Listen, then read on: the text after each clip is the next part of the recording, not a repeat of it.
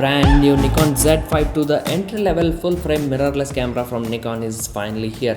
Now, entry-level word is understated to this Nikon Z52 because it gets bells and whistles from its higher-end models like the Z9, the Z8 and even the Z6 by offering plenty of useful features, and it should be enough for a significant improvement over its predecessor. Pricing is really good here for what the camera has to offer. Now, looking at the body and dimensions of the Nikon Z52, as you can see, it's just 5.3 inches in length, 4 inches in height and 2.9 inches in depth. So weighing at just 700 grams with battery as well as SD card included. Now it's really a lightweight and robust camera body, so it looks really beautiful too in my opinion. What do you say? Let me know in the comments down below. Now the new Nikon Z52 comes with a 24.5 megapixel backside illuminated CMOS sensor and is equipped with the same X-Speed 7 image processing engine as the Nikon Z9. Yes, you heard that right.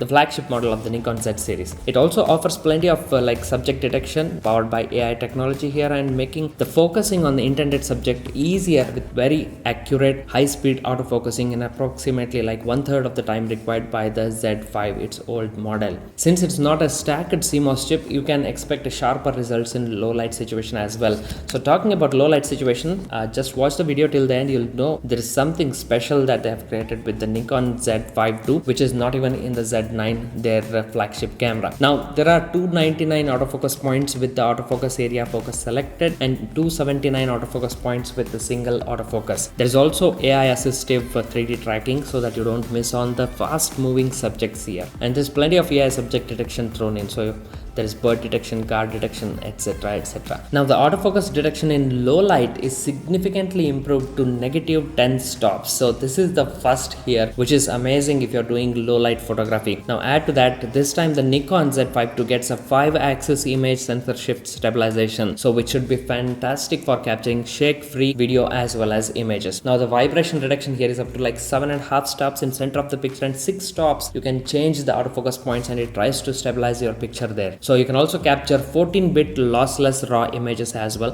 In terms of picture quality, no doubt Nikon is keeping up with the competitors and even beat in terms of sharpness in certain conditions. So the autofocus should be significantly improved with the latest software and hardware optimizations with built-in AI capabilities. Now as far as with the action photography goes, this Z52 can shoot up to like 14 to 15 frames per second in continuous high-speed extended mode too. It can also do up to 30 frames per second continuous low speed. So that's plenty here at this price range. The Nikon Z52 gets a lovely 1280 by 720p EVF with 3.69 million dots resolution at 60 frames per second with 0.8x magnification, and that's plenty enough for an entry-level full-frame mirrorless camera, I believe.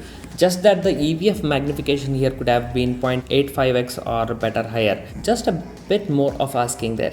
But the EVF this time is like 3 times brighter than the Z5, so that's really great to see. As with the back screen this time, it's fully articulating 3.2 inches.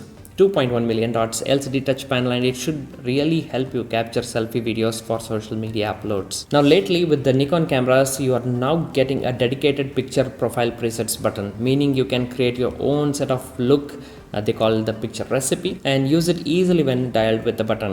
So you can also save and import your favorite creator's picture look and use it whenever you want. So be it for photos or even for videos. With the dedicated button, Nikon wants you to actually use it for the better. Honestly, how many of you have actually imported the picture presets and are using it? Let me know in the comment section down below if you are a Nikon user. So how far it has been helpful, we'll know. Let's talk about the video side of the camera now. It can shoot up to 4K 60 frames per second, albeit with a 1.5x crop factor, which Nikon could have removed that caveat and given a full sensor readout, but they didn't. I can understand, but it can do 4K 30 frames per second without any crop, and even 120 frames per second full HD slow-mo is there. Now the Nikon Z52 also supports internal recording of NRAW 12-bit video to an SD card directly, while incorporating a 5-axis sensor shift vibration reduction system, which is awesome. So they're focusing more on the video features now. It can also record 10-bit video internally with Nikon's N-Log LUT and use 4 new red LUTs as well. So meaning you can use the LUTs here and get that look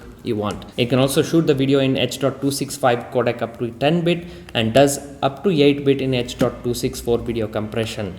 So again, you have plenty of options there, which is really good thing to see Nikon implementing it. Now it also supports high-res zoom with the video recording, which is really nice, so an additional bonus feature. Now these are some really serious video features for video enthusiasts, and Nikon doesn't want to miss them and wants to bring the users on board and wants them to give it a try, especially with the video thing here, because honestly Nikon wasn't a favorite among video enthusiasts until now. As with the connectivity here, Nikon has covered pretty much everything: a super speed USB Type-C, Bluetooth 5.0, Wi-Fi, microphone jack, headphone jack, 2 SD card slots with UHS 2 compliance, and that's needed for 4K raw internal recording, and is the first camera here to record internally directly to SD card, if I'm not wrong. As with the battery, it's using NL, which is ENEL 15C, rated at 2280 mAh, which should do well and last long, probably at around 350 to 400 shots per charge. So you see all praise and not much negative here with the new Nikon Z52, and hence it is expected to sell more, even if you look at the strong competitors such as the Canon's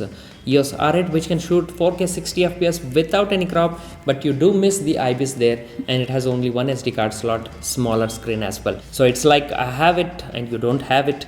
In that aspect, the Nikon Z52 has more have it than its competitors and is definitely worth checking out. So in my opinion, the Nikon Z52 is definitely here to create history and leave a mark and lasting impression among the camera competitors if people embraces it and give it a chance. So what do you think of this new Z52 from Nikon? The comment section is open for discussions. Like the video if you enjoyed watching it, share it with your friends. Don't forget to click on that subscribe button if you are new here. So that's it in this video. I will see you in the next one. Until then, take care everyone. Bye bye.